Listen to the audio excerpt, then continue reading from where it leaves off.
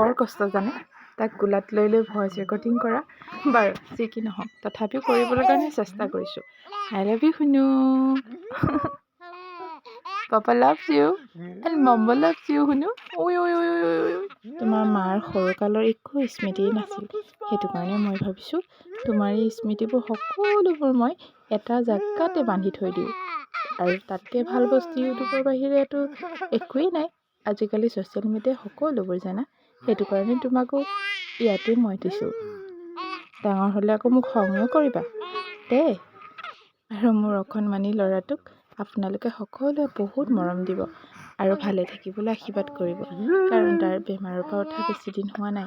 তথাপিও যে ইমান ধুনীয়াকৈ হাঁহিছে, সেইটোৱে আমি আনন্দিত। আপোনালোকে মোৰ ল'ৰাটো হাঁহিটো এবাৰ চাওকচোন আৰু শুনক। আৰু শুনো, তুমিও শুনা।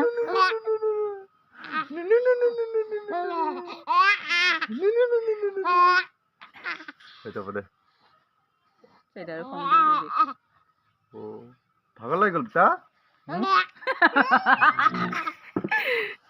ভাগৰ লাগি গ'ল পিতা। দেখিলে নহয় মোৰ ল'ৰাটো। বাৰু নতুন ভিডিঅ' এটা আকৌ আহি আছে, চাই থাকিব আকৌ।